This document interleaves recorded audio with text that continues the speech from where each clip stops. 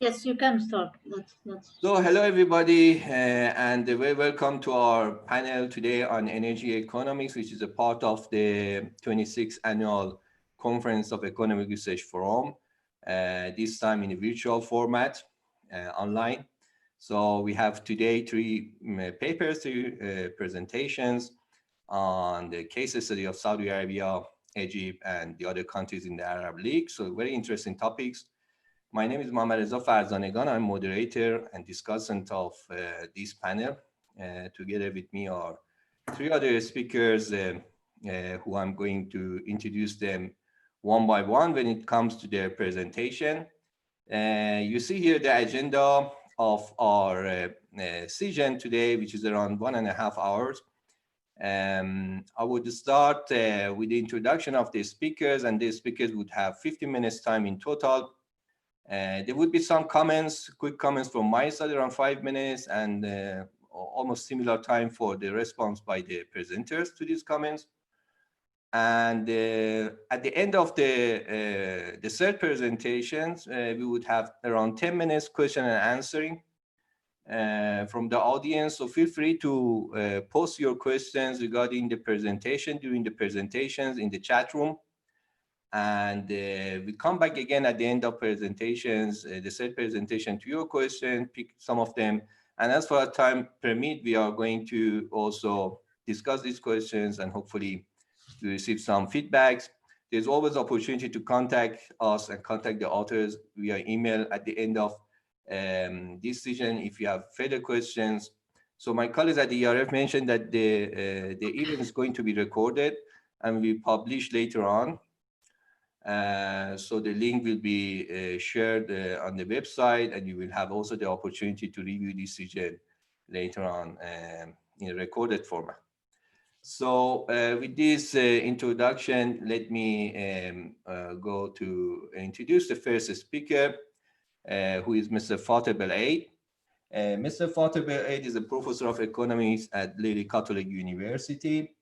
He has done many works on the topic of energy economics, energy modeling, energy efficiency.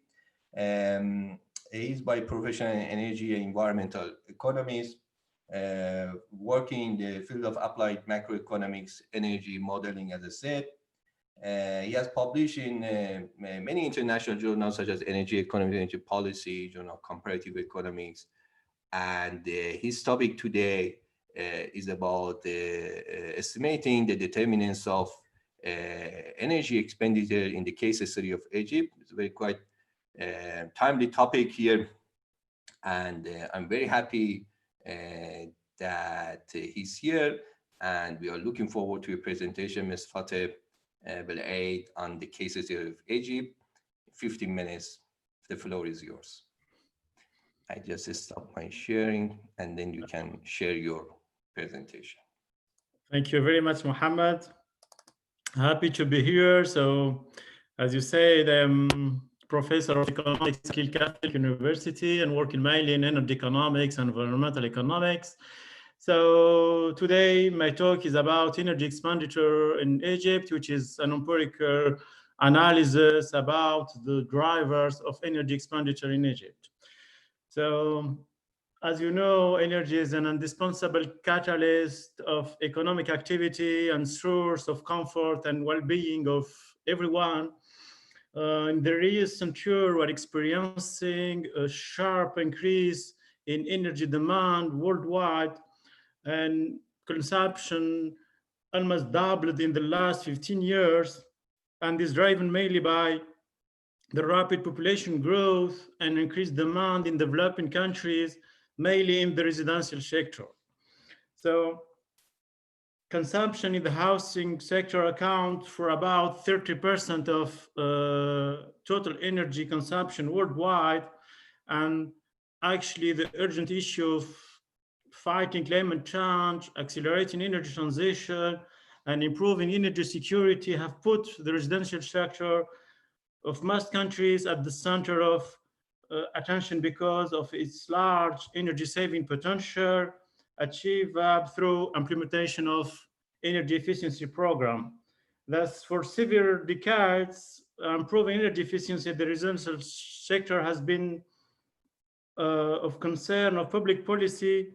And unfortunately, despite its importance, existing studies supporting these informed energy policies are sparse in developing countries. This is the main reason for what I'm interested in this topic. So this is the outline of my presentation, which is very standard, So I will present my research question, the contribution of this research, and I will talk a bit about the literature review. After that, I will present the data, the modeling approach, and discuss. I will take a few minutes to discuss the results, and I try to give you some conclusion and the policy implication of this study. So as I said, building sector accounts for one major share of energy consumption in most countries. And despite efforts of energy efficiency improvement, the potential to drive further saving is still very huge. If you look to this graph, you see, for example, in building sector, actually 18% of energy efficiency potential is not realized. And according to the last report of International Energy Agency, 20 to 30% of this saving, we can realize it without any technical issue. So in Egypt, actually, the building sector represents about 42% of global energy consumption, and activity related to residential energy consumption like space cooling, heating, cooking, and lighting together represent one of the largest sources of carbon emission in Egypt. So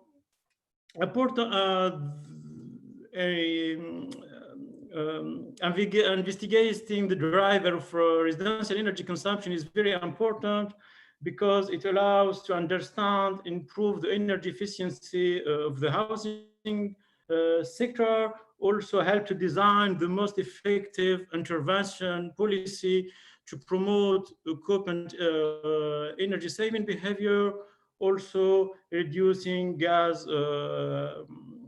carbon gas emission. So this observation constitutes the foundation of this research, which aims to address an important question, as I said, which is exploring the various dimensions of energy expenditure in Egypt. And this study built on in broad and practical conceptual framework, including a quantitative regression model, adaptive loss regularization selection technique, and Bayesian model as to check the robustness of our analysis.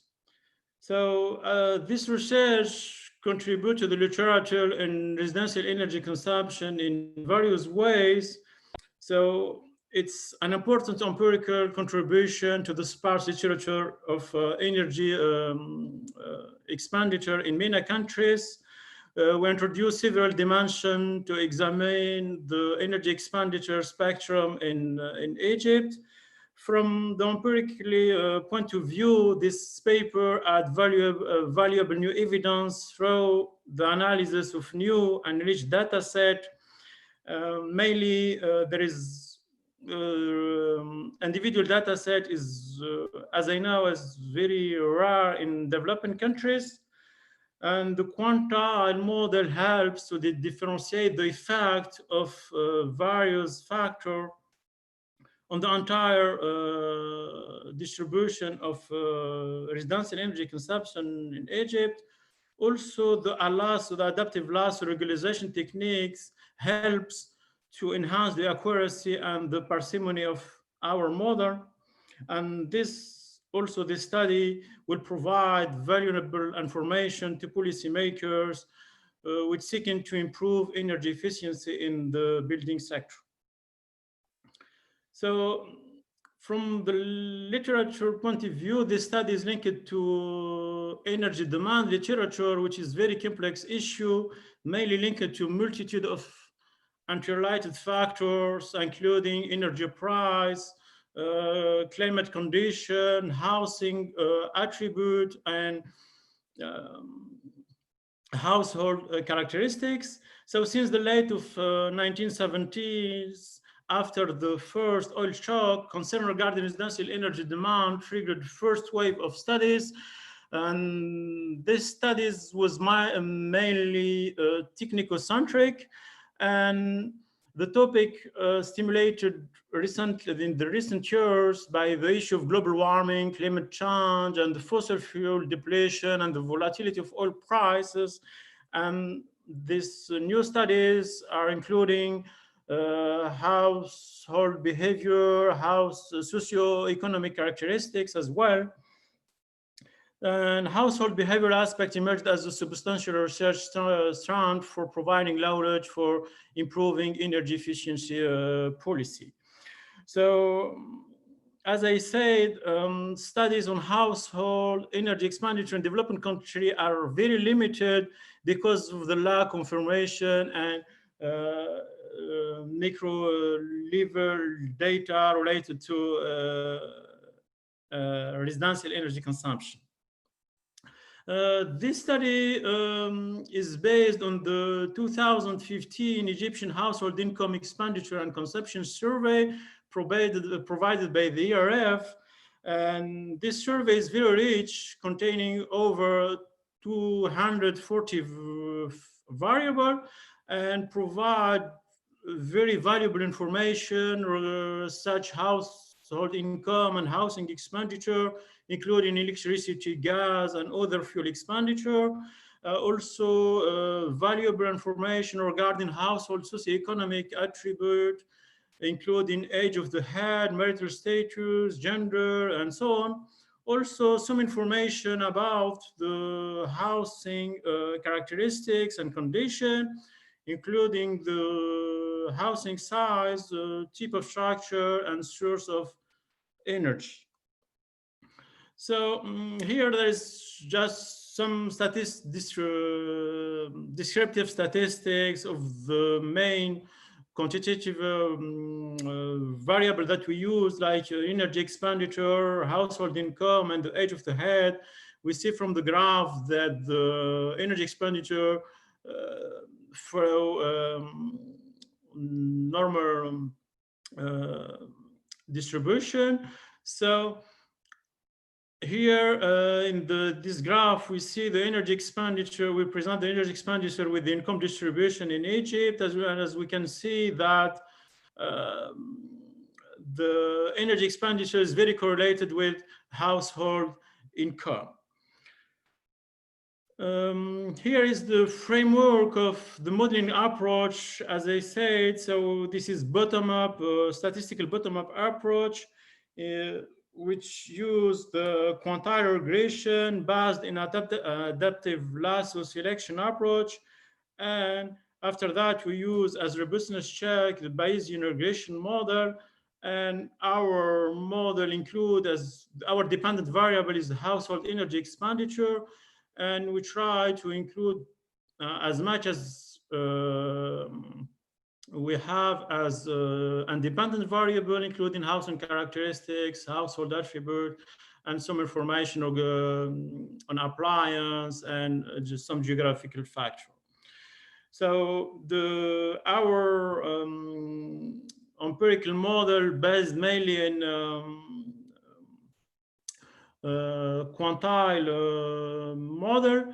And before using quantile, we used machine learning techniques, which is the adaptive lasso regularization technique, to deal with the curse of dimensionality and increase the robustness and accuracy of our model. And we increase the technical, some technical aspects, and the quantile regression, which help us to to examine the determinant of energy expenditure on the entire distribution of the energy expenditure. And as Robustinek said, we use the Bayesian linear regression model, which is, its main advantage is that it takes in account and represent the full uncertainty related to the model parameter and have stronger robustness made in the presence of outliers. Here is the results of our quantile model. So we take 4 quantile, 0.25, 0.5, and 0.75 and 0.9. And as we can see, most of the variables used in the model are statistically significant. For example, the income, we see that the income of the household have strong and positive impact of energy expenditure in Egypt, and the impact is the same in each quantile. This means that the effect is similar for the low on the high consumer household in Egypt. We see also that the age of the head have also a positive impact in energy expenditure, and this impact is lower for the first quantile, but is higher for the last one. I don't know if I have how many? 3 minutes. 2 minutes? 3 minutes. Okay, thank you. So as I said, income has a significant positive impact on energy expenditure. Also, we find a positive impact of the age of the head. Also, we find that household size, which is has a significant impact on energy expenditure, and this impact is nonlinear and vary across the energy expenditure distribution. Also, we find that the men-headed household energy expenditure is higher compared with the women-headed household. Also, we find that the house size has a very well-determined positive effect on energy expenditure in Egypt. Here is, this is the results of the Bayesian estimate, which is are in agreement with the previous results with the quantile model. And so, as with the methodological innovation in this paper is the development of bottom-up statistical approach based on an innovative econometric model, including the quantile and adaptive cluster approach. And besides identifying the main driver of energy efficiency, we provide an original contribution by examining the spectrum of energy expenditure in Egypt. And this is, as far as I know, this is the first study using macro level data. And we find that housing characteristics have moderate impact, while socioeconomic attributes have much larger impact. So just from policy perspective, this analysis constitute a strategic information for policymakers in the implementation of future energy efficiency policy. And it suggests that targeting policy toward specific group of household may improve the efficiency of energy policy, and maybe also targeting efforts toward energy incentive policy is important to enhance energy efficiency policies in Egypt, and more attention needs to be directed toward changing household habit and find a way to convince them to save energy, for example, by using nudges and information on their energy consumption. So I am at the end of my presentation, so thank you very much for your listening and your time. Thank you very much, Fateh. If you, I suppose I can also share my comments if you close Yeah, your thank you. presentation. Thank you. So it was very quite interesting paper on energy spending in the case study of Egypt. I provided some minor, a little bit more major comments maybe on the paper. So I go one by one. So you are free to give you some comments to some of them, or as far as the time permits. You see the presentation here, I suppose. Yeah. So the summary, I don't need to go to the summary. You nicely presented the summary, what you are doing. I thought to give you some comments here at the beginning introduction. It is nice to have some descriptive information on energy spending in the case of Egypt, its development over time, and its importance for more detailed study. So the introduction could be used to give more incentives for the readers which are not familiar that much to the case of case study of Egypt. On the contribution, of course, we mentioned that there are few studies which have done the studies on energy spending in the case of Egypt or other developing countries, but there are more works on the topic of energy access and the fuel choices.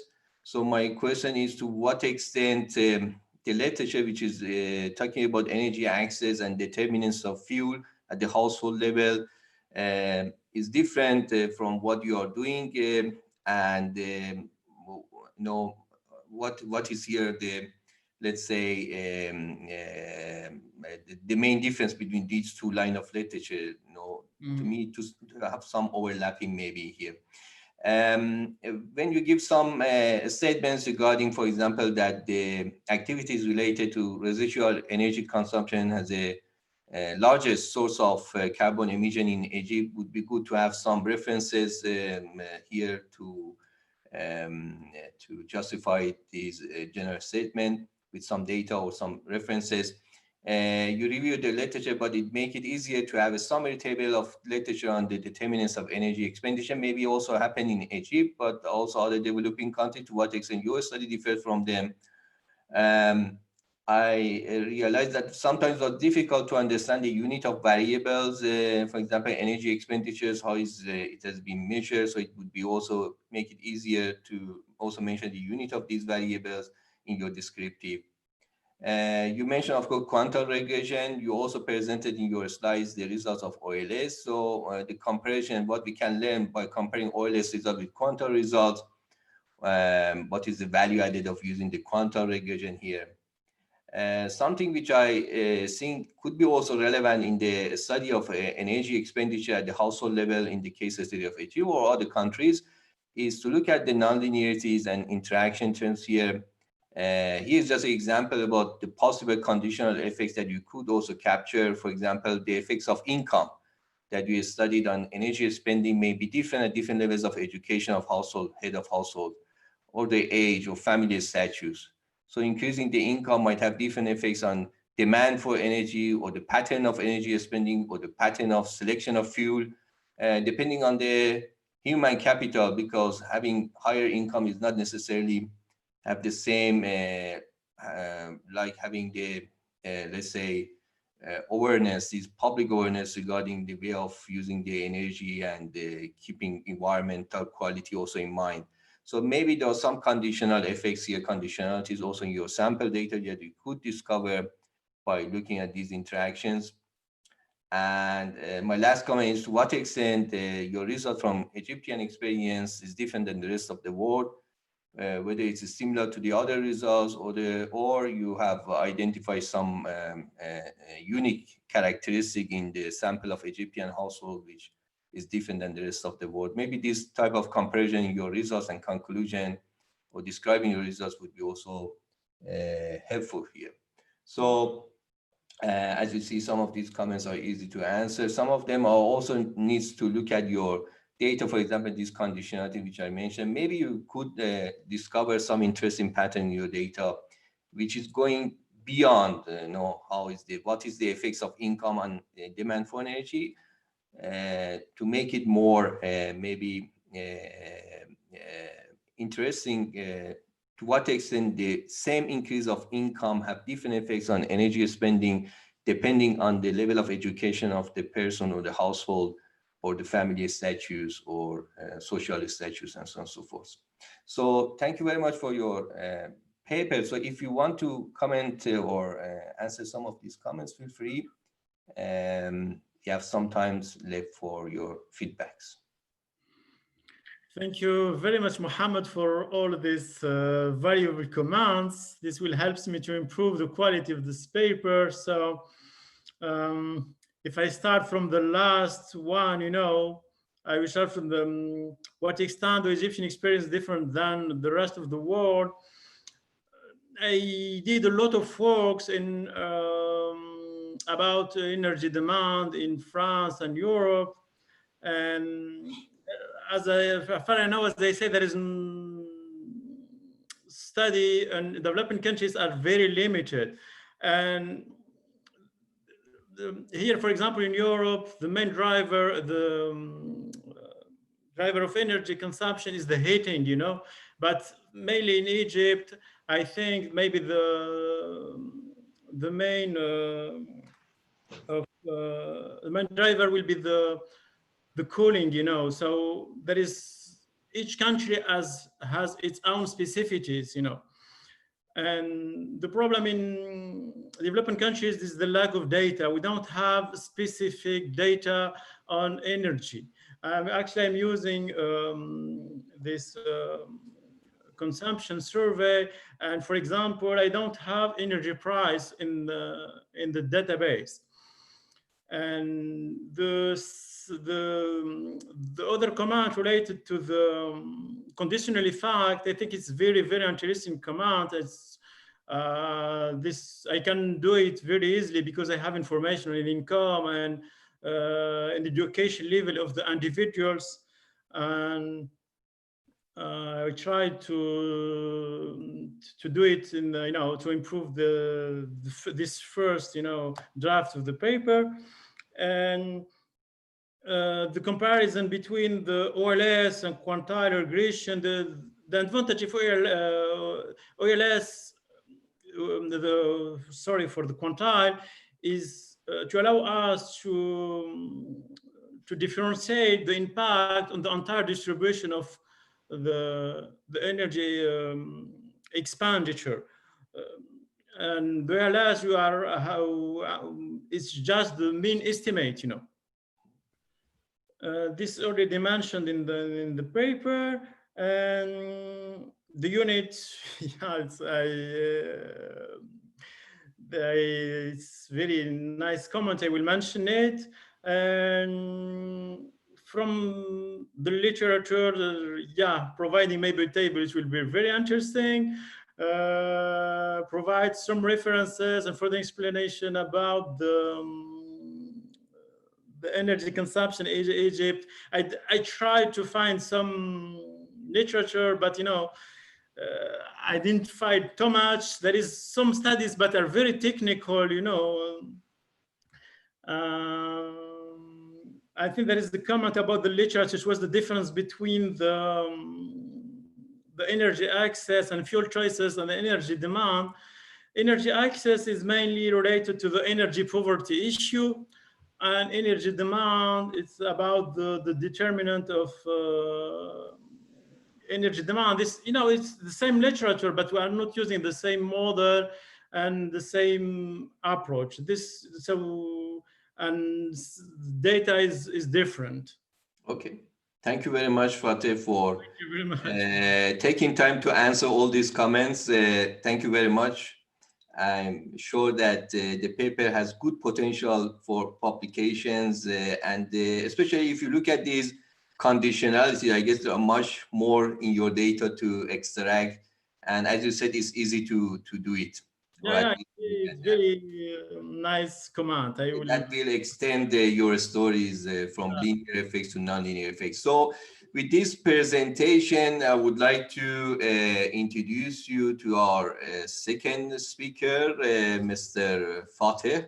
We have two Fateh today, and that is great to have such a powerful panel with the two Fateh. Karanfil. So Mr. Karanfil is a research fellow at Capsarc Institute. He got his PhD from France at the Sorbonne University in Paris.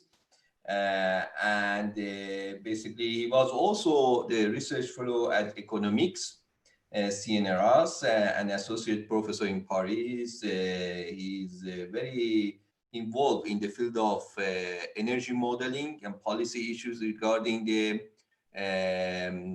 issues regarding the resource management, the oil-based economies. His current focus is mainly on developing economic framework to provide insights into energy policy making in oil-producing countries. He has several publications in leading economic journals, energy economics, energy policy, and other general journals. So his paper today is about case study of Saudi Arabia, the opportunity cost of oil for Saudi Arabia. I'm very much looking forward to your presentation, Fateh. So I stop my sharing this moment so you can start with your presentation. All right. Thank you very much, Mohammed, for this nice... So I will inform you when you reach. So you have also 15 minutes for your presentation. So when we come at the end, I will inform you. All right, perfect.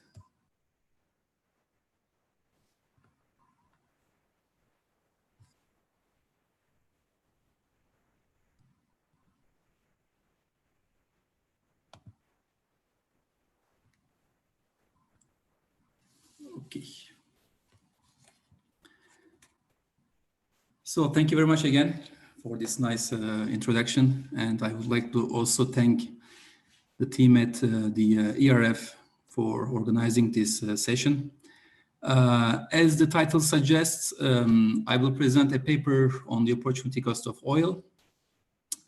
The paper is jointly written with AXA Pierru. We are working at Capsarc in Riyadh, in Saudi Arabia. So first things first, why does the opportunity cost of oil matter? For oil producing countries, oil generates income, but also it can be seen as a tool for economic development. Investment decisions such as energy efficiency or implementing new energy policies can have an impact on domestic oil demand. If policymakers use incorrectly calculated opportunity costs, the investment decisions that they will make will not be optimal. We can see in this case overinvestment in some projects and underinvestment in some others.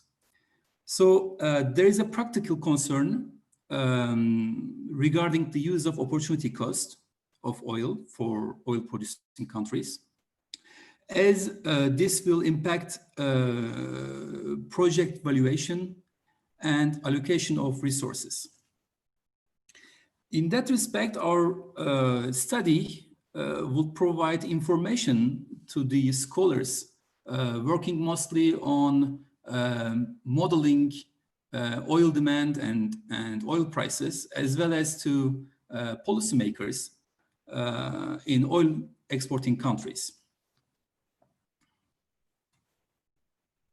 So perhaps the easiest, or let's say the most straightforward way of defining the opportunity cost is it is the value that society attaches to the best rejected option. So in order to have opportunity cost, in that case, you need to have several options. If you have just one possibility, then there will be no opportunity cost. For the case of oil, let's say exporting 1 barrel of oil, or using it domestically. In this framework, we can reshape our question and ask, what is the value to attribute to a barrel of oil displaced from or added to the domestic consumption? So there is no specific literature that could provide us with a bunch of responses to this question. But what we know from the literature is that when there are economic distortions or market imperfections, the prices we observe in the market do not reflect the true opportunity costs. We know also that distortions are a norm rather than an exception. That's why we need to assess the opportunity costs given the existing distortions.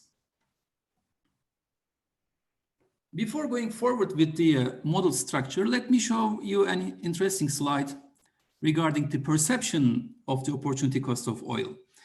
CAPSAR organized a joint workshop with the Baker Institute at Baker Institute for Public Policy in 2018, and we asked the participants the following question: what is the opportunity cost of a barrel of oil for Saudi Arabia? So we have the results here. So we see that they are actually all over the place. There is no central tendency, and we see that people do not have much information about the opportunity cost of oil in Saudi Arabia. So this figure gives us further motivation to investigate the opportunity cost of oil for the kingdom.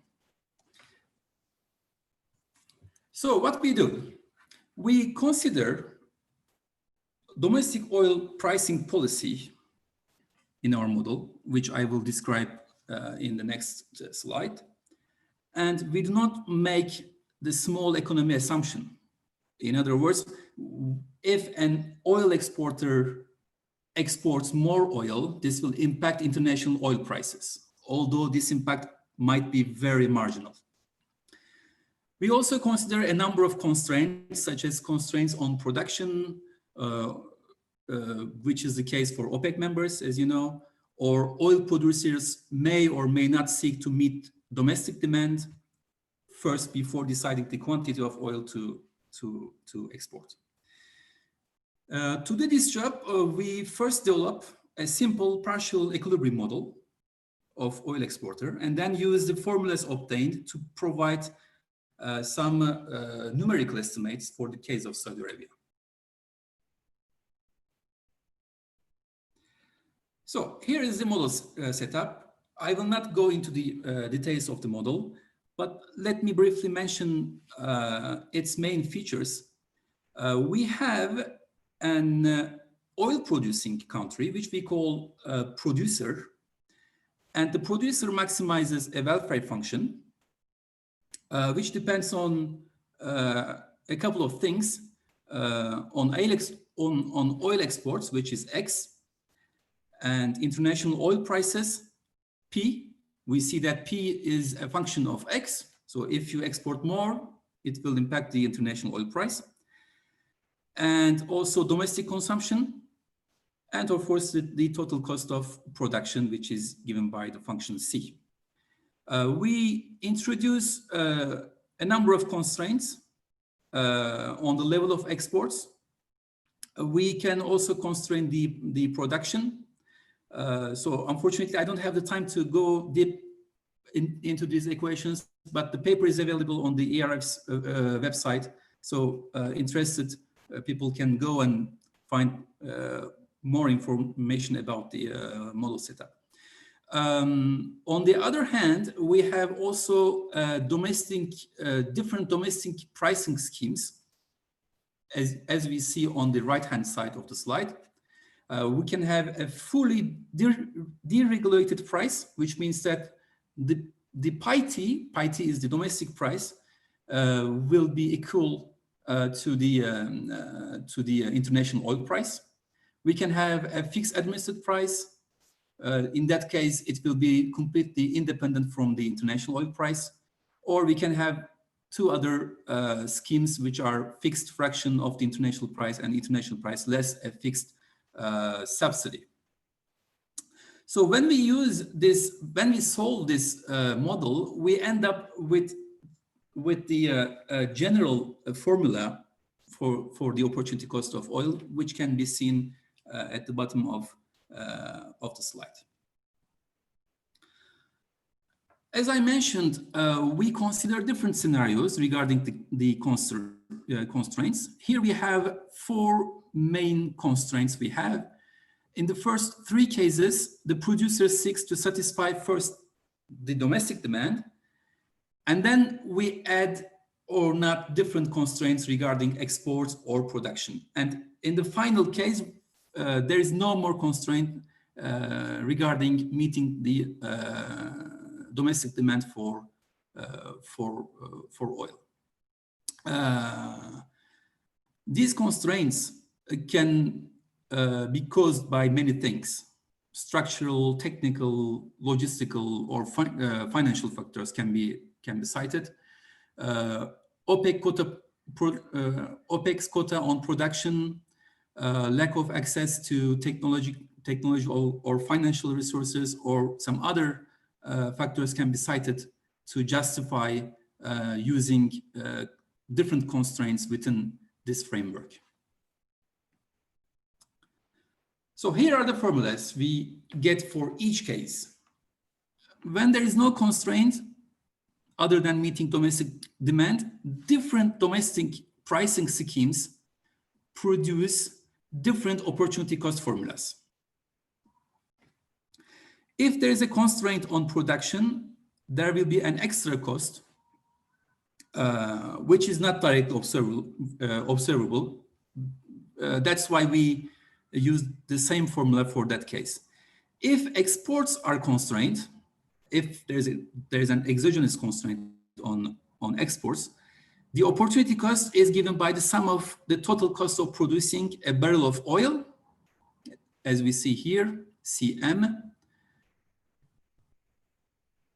and the present value of the last remaining barrel of reserve, which is given by lambda T. If there is no more obligation to meet the domestic demand, the opportunity cost of oil is the marginal revenue.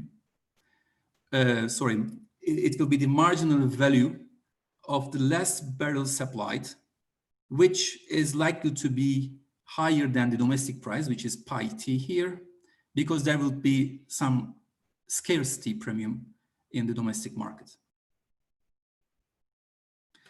Another interesting exercise that we are doing in this paper is to look into the welfare gains from reforming the domestic oil price.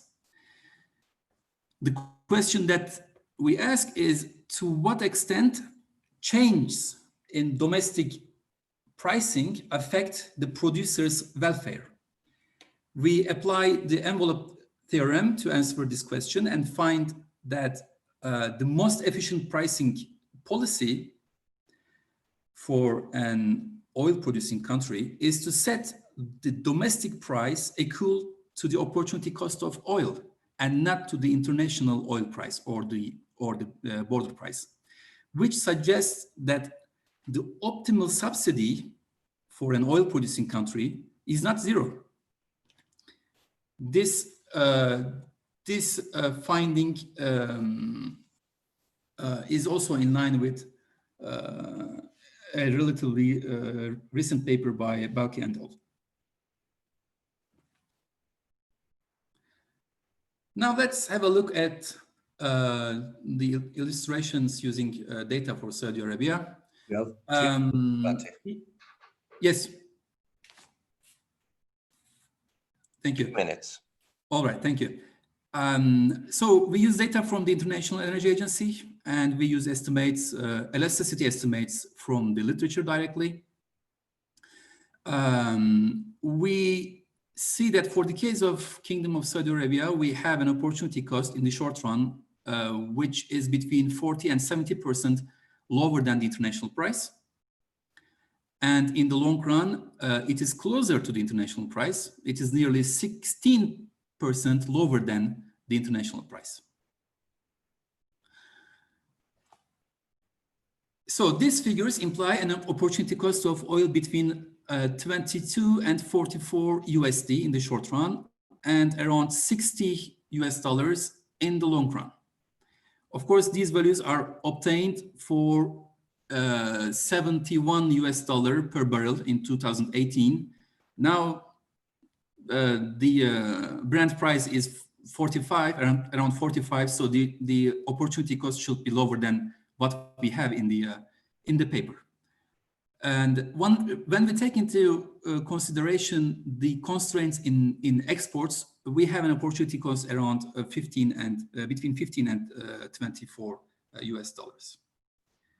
Regarding welfare gains from reforming the domestic oil price in Saudi Arabia, depending on the elasticity assumptions, of course, increasing the domestic price of a barrel of oil by $1 results in a net welfare increase that could reach $200 million per year for the Kingdom of Saudi Arabia. So there is a huge potential of increasing the domestic oil pricing. So what are the key takeaways from this presentation?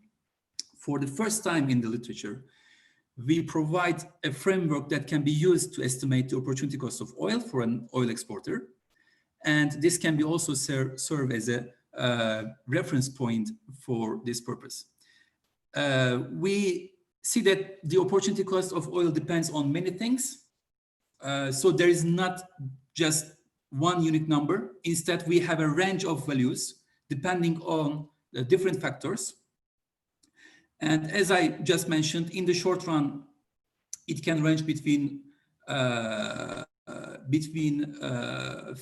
and $25, and in the long run, the range is broader. We have between $15 and $60, and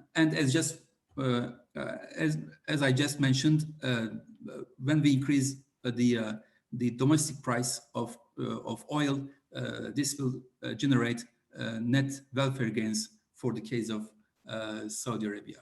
So that's it. I will stop here and be happy to take your comments, Mohammed. Great. Thank you. Thank you very much, Fateh, for this interesting, informative study on the Saudi Arabia opportunity cost of oil.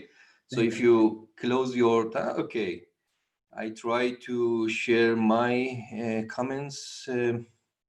So the second one, which is here,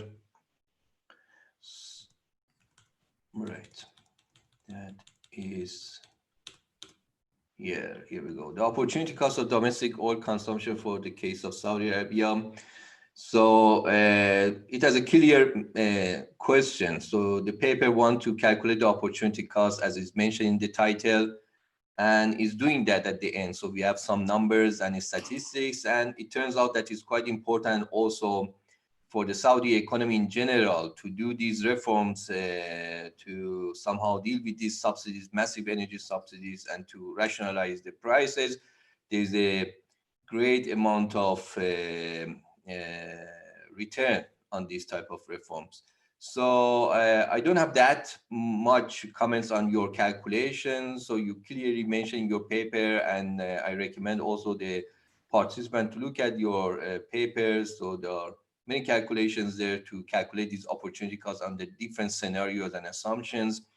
Very basic question here, you define the opportunity cost as the value that the society attached to the best rejected option.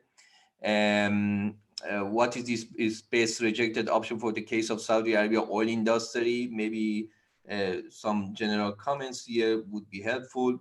You mentioned here the literature in general do not address a specific question of opportunity cost of oil for an oil exporting country whose oil sector is subject to economic distortions. I missed a summary of related studies, maybe in a table, which gives us some ideas what type of other studies have been done on the calculation of opportunity cost of oil consumption for other oil exporting countries. Is this has been done, or this is the first study on this topic? and what the others have found, to what extent your results can be compared to the other studies, and what we can learn from your results for the case of Saudi Arabia. That would be helpful for the having a more realistic feeling about the contribution here. So in the paper, you mentioned that we do not consider the possibility of drawing from inventories, probably in your modeling, in opportunity cost calculation. My question is here, what will happen if you consider this scenario in your assumption? So if you also take into account these assumptions, or to make your model more flexible, what will happen to the calculation here? No technical comments on, as I said, on the calculation, except that to me, the results regarding the short and long term elasticity are quite significantly different. Maybe that is because of the nature of time horizon. One is on the short term, the other is the long term elasticities. So maybe there are not much to add here to justify. When calculating your welfare gains from reforming domestic policy, domestic oil policy in the case of Saudi Arabia, my question is, does any chance of considering assumptions with respect to political economy of distribution of increased revenues following reforms among the Saudis, how different distribution scenarios may shape welfare outcomes? I wonder to what extent you can also talk about the political economy of distribution of increased revenues, because you're talking about the net welfare gains. Yes, reforming of subsidies, making more rationalized, close to international prices, have some economic returns for the government. But there are much discussion in the literature, especially on the resource management, how these revenues, additional revenues, are distributed among different ethnical groups. And in Saudis, we have also some ethnical groups from different part of the society. Some may gain more, some less. So to what extent these distribution? And also, again, back to the resource scarce literature, we have discussion on the possible effects of oil price reforms on the social contract in oil-based, especially autocratic regimes, in which the authorities and the power is in the power thanks to subsidizing the energy carriers. And what will happen in terms of political stability and risk of conflict if the government follow your advice and increase the prices? So how this social contract might be affected, and to what extent the change in the social contract and destabilizing effects of these reforms might also change the calculation of welfare effects. Maybe beyond of your analysis, I also added the comment here, but could be also interesting to take at least these issues in the policy formulation recommendation of your results, or at least make it clear that these aspects should be also taken into account.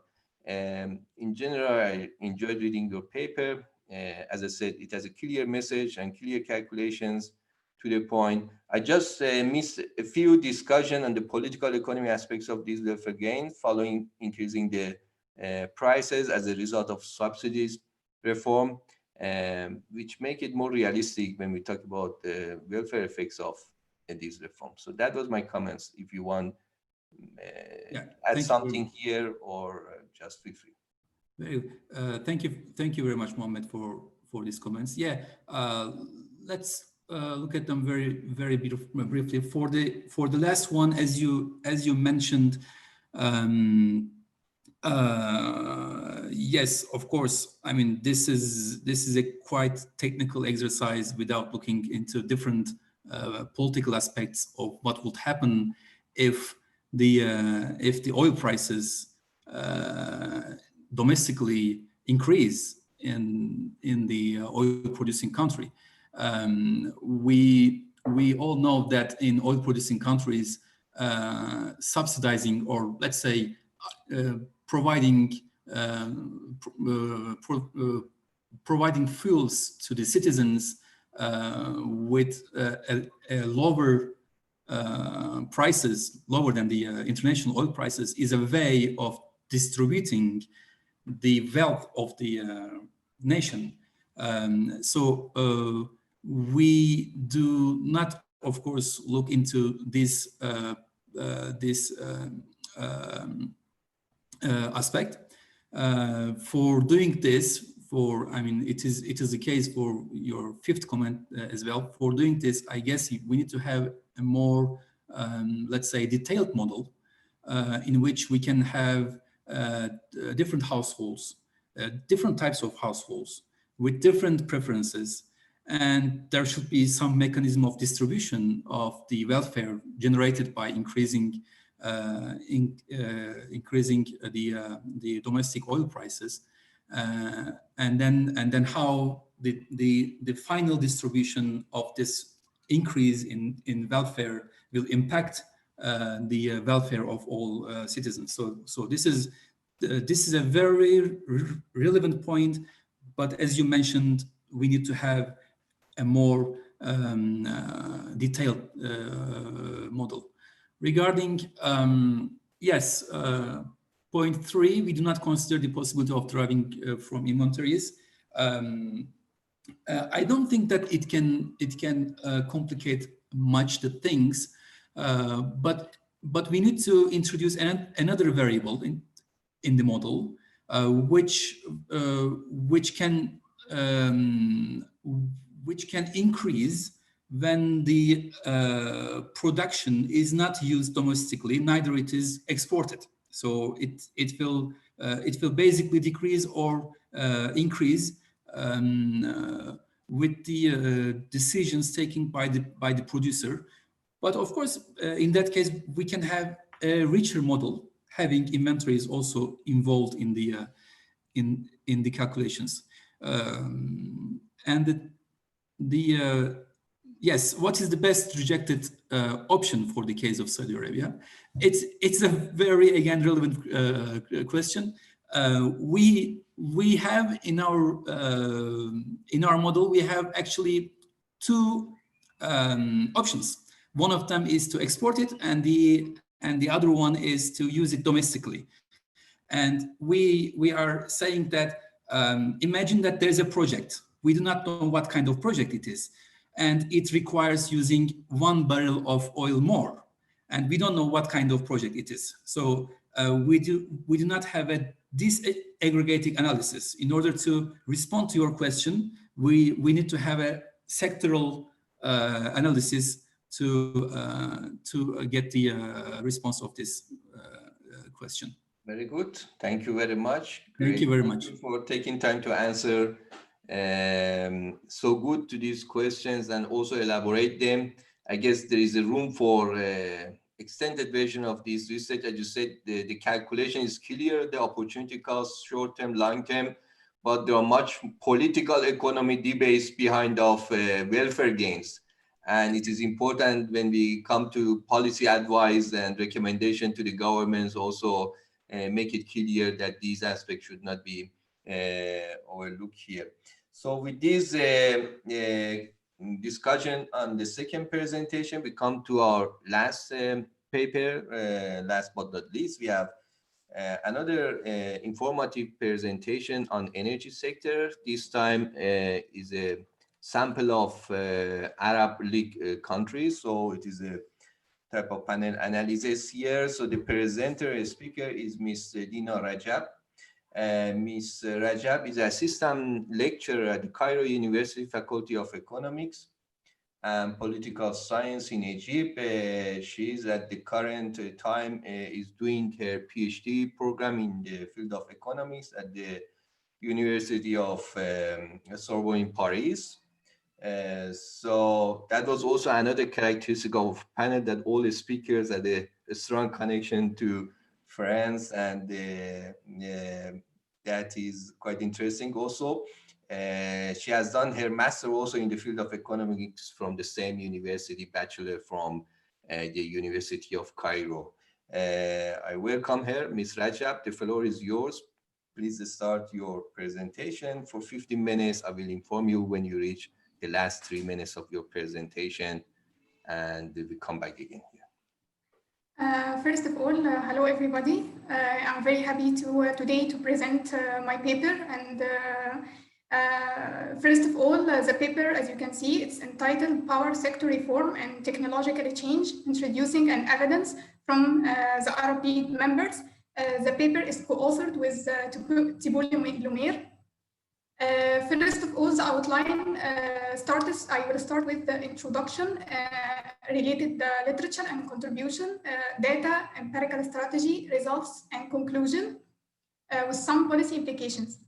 First of all, for a very long time, the Arab countries have suffered from frequent power outage, lower quality of electricity, and higher costs and higher prices of electricity. So many Arab countries start at the end of 90s to adopt many power sector reform, trying to liberalize the market, trying to have a good quality of the power of electricity. It's studied in many literature that power sector reforms could enhance the economic growth of the Arab countries, eradicating poverty, etc. However, there is no paper before studied the effect of power sector reform on technological development or even high technological expert in the Arab countries. So it motivates us to study such topic in the Arab countries, especially no paper before have done this. We are using 18 Arab League members starting the period from 1982 until 2013. Second, the literature. There are many papers discuss the effect of power sector reform on the sector performance, regarding the generation capacity, regarding the effect of power sector reform on distribution and transmission losses.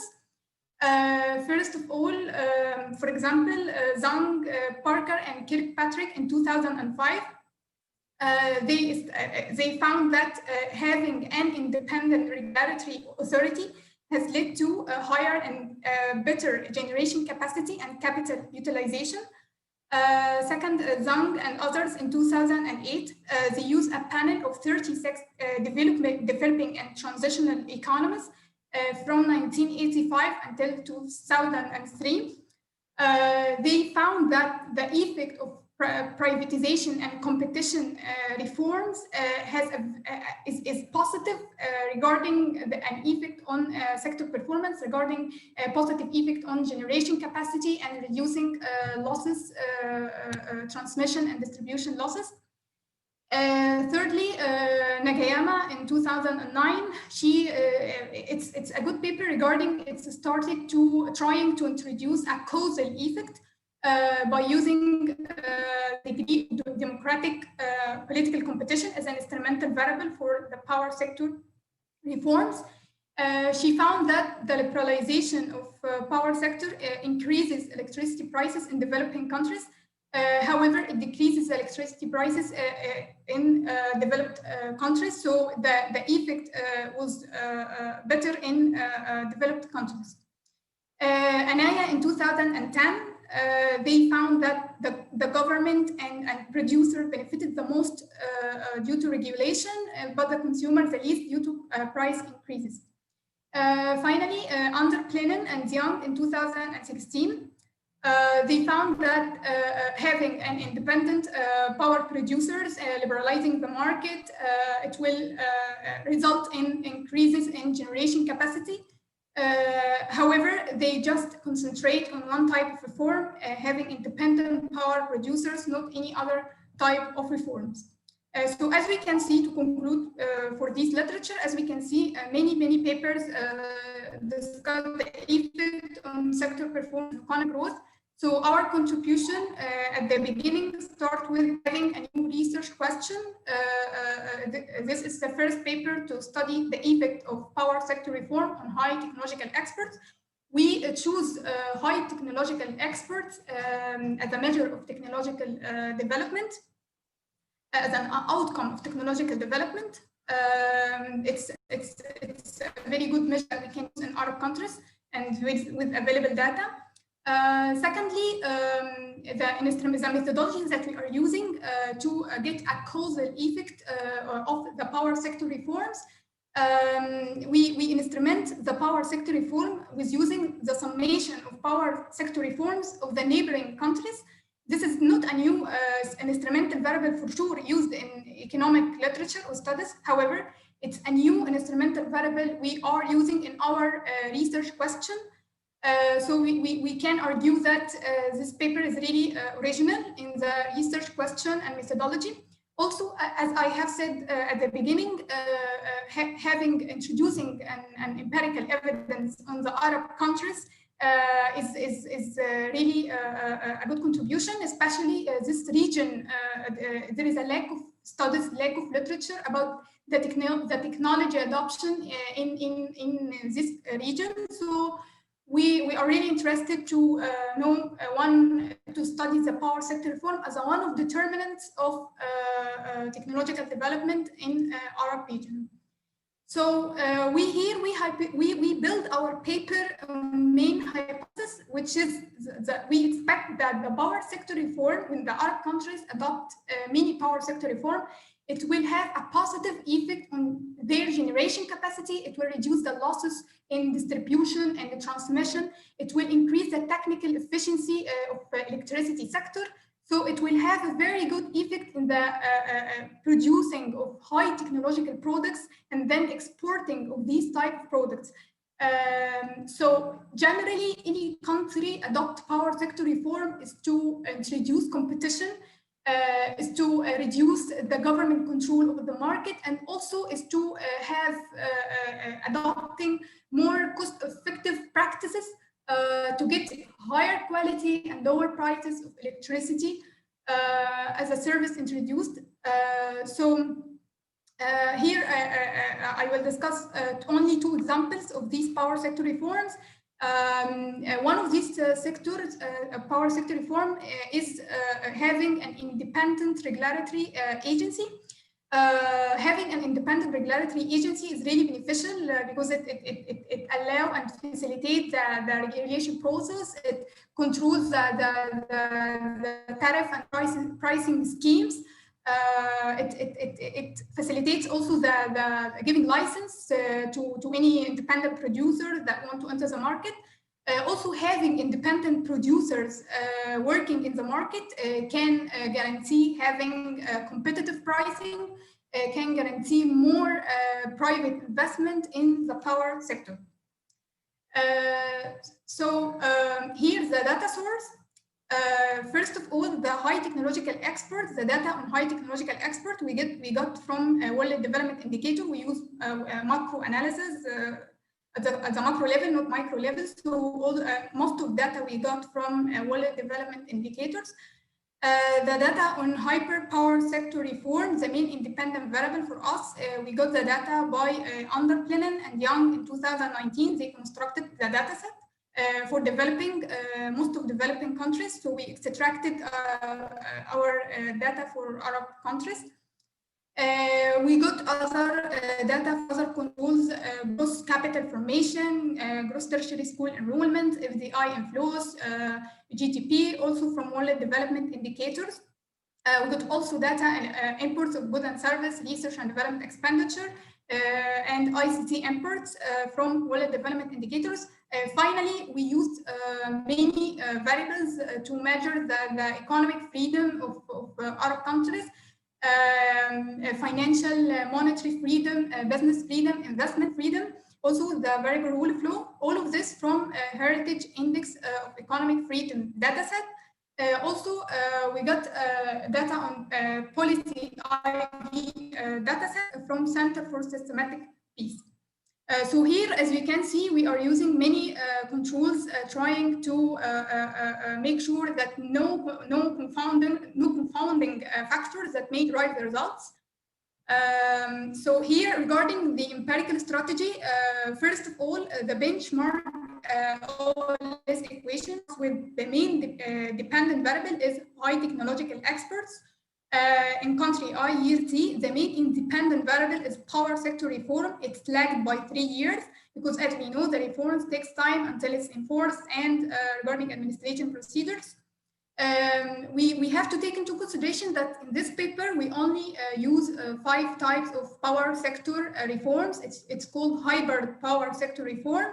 It's corporatization, liberalization, having independent regulatory agency, independent producers, unbundling. And the reason why we are using these only 5 types of reforms, that because the Arab countries have really developed the reforming part of these types, and the other three types of reform: wholesale electricity market, choice of suppliers. These other reforms they neglect. It was only zeros, no reforms happened in these types. Also, we used a set of variates, and finally we used country fixed effect and year fixed effect. We use them to make sure that there is no unobserved characteristics which might drive the results. But there is a problem regarding if we have other reforms, then power sector reform, other policy changes that is different between a country and the other, and different also through the time. So it cannot be captured by fixed effect, or even cannot be captured also by controls. So we might have omitted variable bias if we only consist on OLS estimation. Moreover, we might have reverse causality problem. Maybe the low performance of high technological experts or technological development may drive the Arab countries to adopt more power sector reforms. So we have to take into consideration that we might have biased estimates if we only insist on OLS estimation. That's why we using, to get the causal effect, we are using an instrumental variable approach. The instrumental variable, the main instrumental variable we are using here is a summation of power sector reform in other neighboring countries. We are using such an instrumental variable depending on expecting that it's relevant. There is correlation between the power sector reform of the country and its neighbors. Depending on the theory of regulatory competition, it says that there should be positive correlation in the institutional reforms between the countries and its neighbors, especially they compete to get more investment. So regarding the beneficial reforms like power sector reforms, it will expecting having positive correlations. Also, we expect that neighboring power sector reforms also is exogenous and good instrumental variable. Regarding the results, first table, it's OLS estimates. We just run it at the beginning. As you can see, the dependent variable here is high technological expert as a share of manufacturing expert. But as you can see, we don't have highly significant results. Only in the first column, it's positive and significant. However, in the second and fourth column, it's insignificant. And in third column, it's not highly significant. We expect that happen because there might be a genetic problem. And we will see in the next table what happened when we use the instrumental variable. But we have to take into consideration here that we are using country and year fixed effect in all estimations, and some columns are clustered and other not clustered. The first and third column not clustered, so we have positive and significant, but the second and the fourth is clustered, and we lose our significant results. We are using the tools. Most of them are not significant. Here in the second table, where we are using an instrumental variable, as I have said before, to get the causal effect, because we don't guarantee that there is not there's no biasness. So here we are using an instrumental variable approach. As we can see in all columns, we have positive and significant, highly significant results. And also some controls started to be significant also. The first stage here, we can see positive and significant. It confirms the theory of regulatory competition that there should be positive correlation, positive and significant correlation between the power sector reform of the country and its neighbors. Here, we are just report some statistics, some tests. Kleber-Papp F statistic is really important statistic that we use to make sure that we have a relevant instrumental variable. It should exceed 10 to say that we have a relevant instrumental variable. And as you can see, it exceeds 10. We don't report it for first and third column just because it's not clustered. If we don't cluster the estimation, we cannot Stata will not report the test. So at the end, to conclude, the OLS and the instrumental variable approach show that we still have positive and significant impact of power sector reform on high technological experts. In the paper, we can say that we have some robustness checks. We just changed some control variable here, and it was still robust. And we can say that we are still sure there is no confounding factors that may lead in the results. And also, we can say that a high technological expert can be a good measure for technological development and also for increasing competitiveness in foreign market. We can say that power sector reform can increase competitiveness in foreign markets.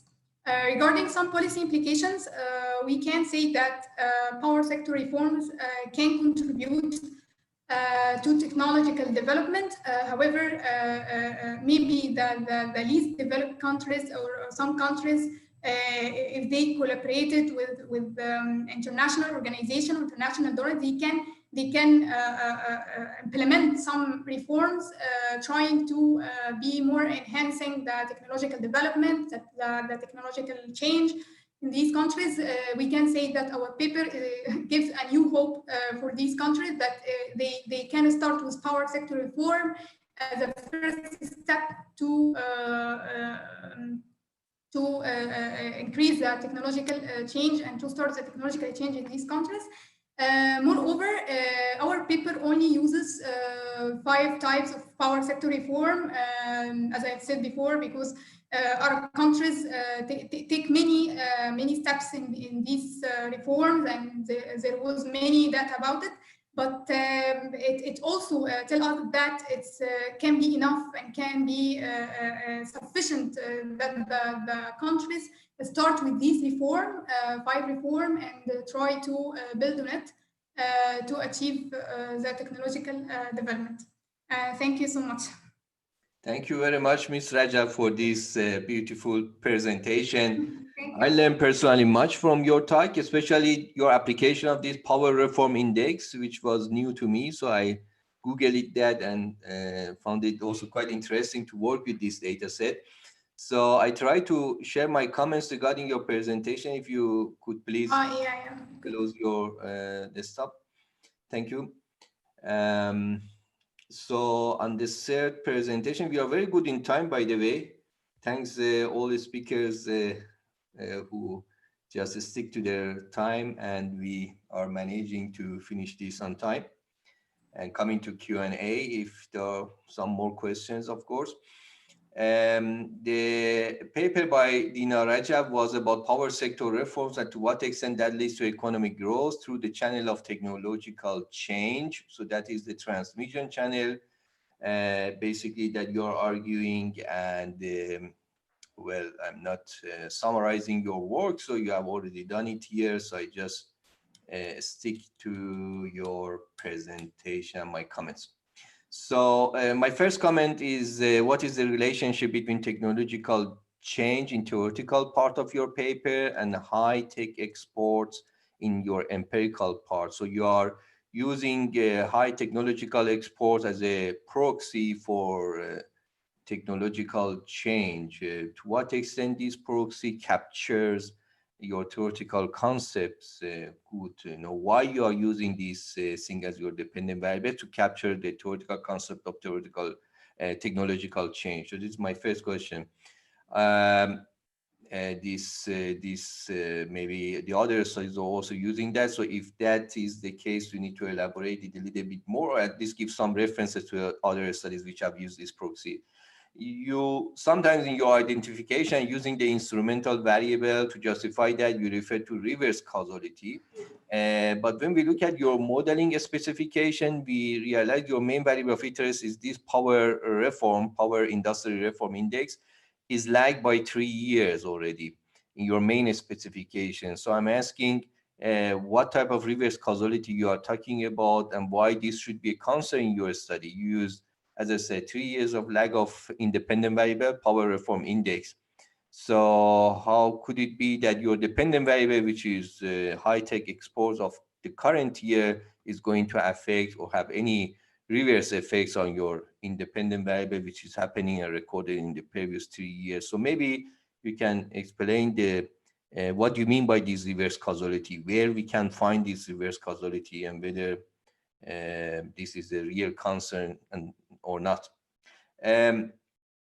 So I mean, that is minor thing. So when you have the sectional review of literature, you can also transfer these two references to that section and use the introduction space to motivate and justify your study.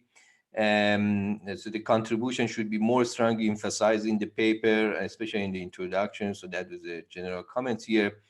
And maybe also it would be interesting and useful the introduction you provide more background information on both power sector reforms and technological change in the Arab region compared with the rest of the world. That was a little bit underrepresented in the introduction. So I felt that one may need more background information, what has happened in the Arab world regarding the power sector reform.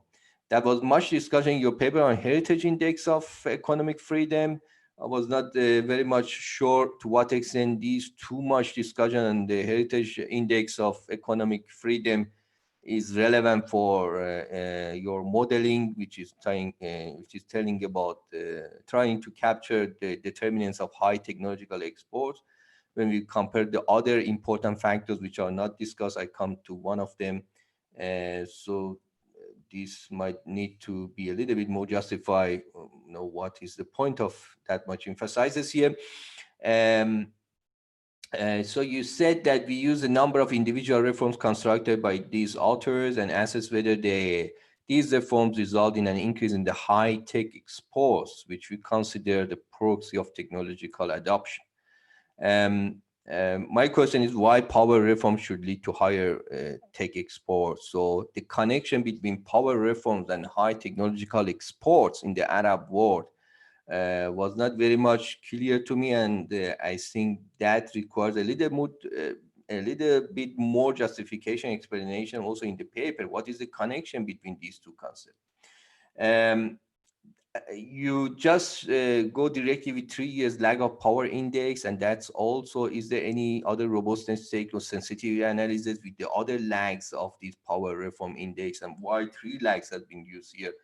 That I guess needs some clarification. You're talking about the Arab world and to what extent they are different in the term of high technological exports. So Arab world is a heterogeneous region in terms of their dependency on oil, some of oil-rich economies, some less.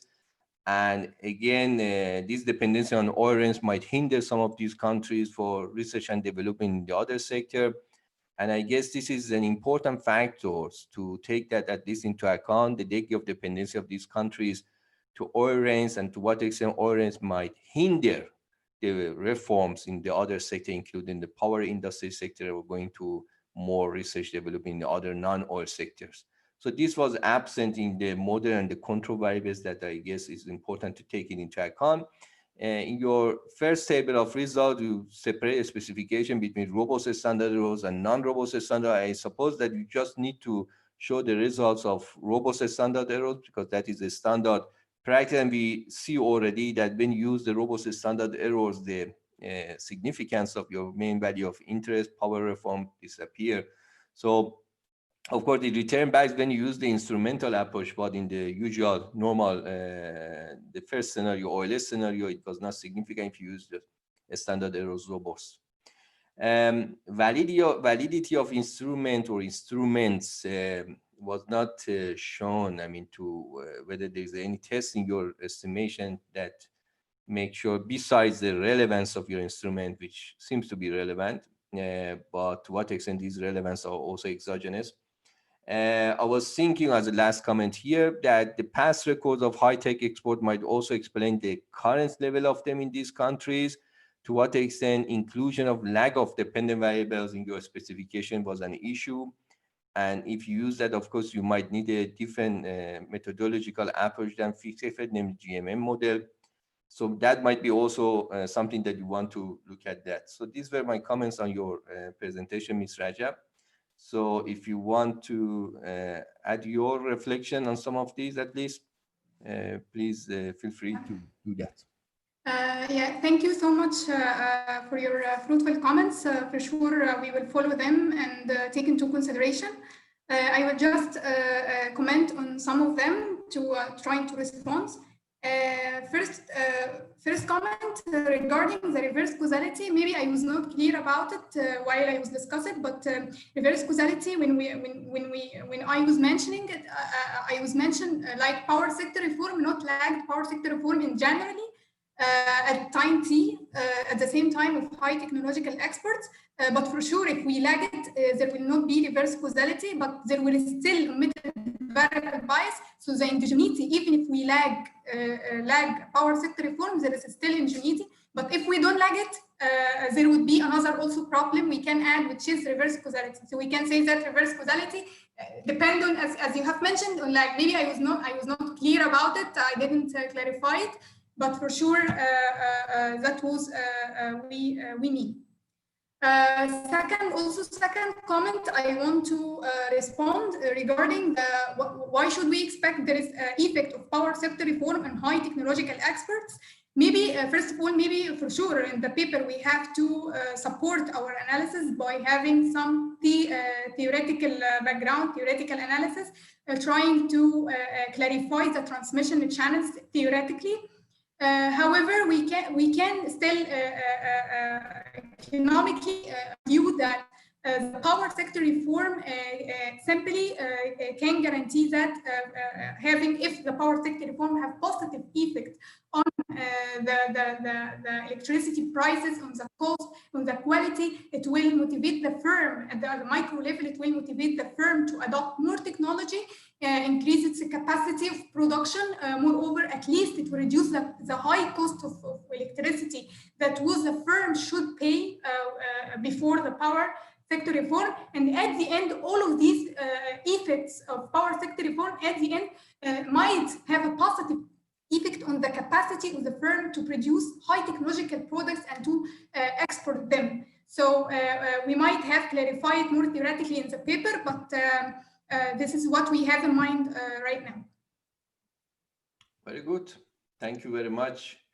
I suppose that now it's the time for question and answer from the audience. I checked the chat room to see if there are any specific questions here. So I see one question regarding the benefits of Bayesian approach over the ordinary least squares. If they both give similar results, does the priority choice on parameters impact these results? I suppose this has been also answered by Mr. Fateh.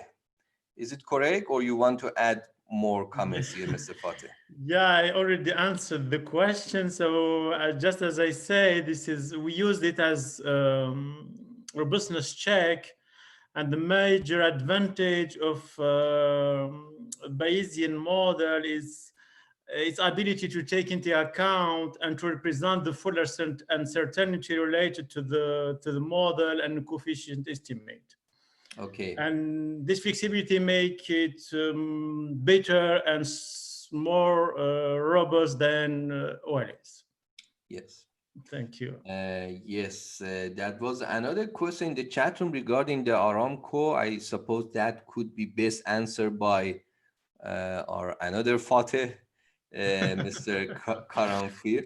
I just tried to find out where was it. It was in the general chat room, I suppose. Yes. Yes. It is asking, the colleague here is asking that can the general discussion at end include Aramco dividend policy despite earnings decline? Is it sustainable can you comment on the Aramco story?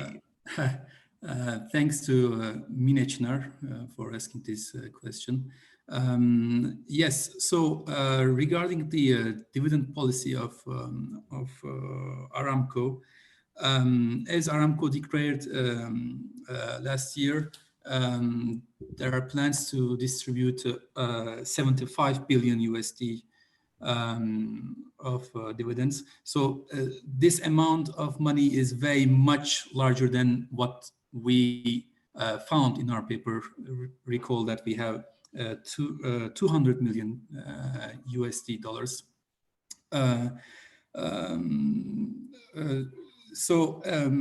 Is that sustainable?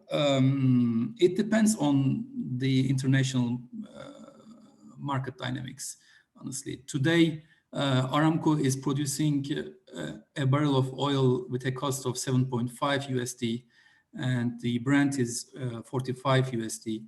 So as long as the gap between international oil price and the cost of producing a barrel of oil, it can be sustainable. But of course, if the oil prices drop, then of course it is another story. Thank you very much, Fateh, for this good explanation. We are exactly 17:31, so 1 minute beyond our planned dialogue, online dialogue from our ERF. I would like to thank all of you, the panelists, for very good collaboration on the timing issues and presentation of the papers. Very informative and interesting. And the discussions, of course, and your response to the comments and the questions from the public, of course, enrich these discussions. So, and I also would like to thank all the colleagues in ERF, Economic Research Forum, for their excellent logistic support from weeks ago, and the quality of this platform that they are providing to us for this dialogue between the members of ERF. And I'm looking forward for future collaboration on these topics, and wish you a very good day and say goodbye to all of you. Thank you. Bye-bye. Thank you very much. Goodbye. Thank you. Thank you.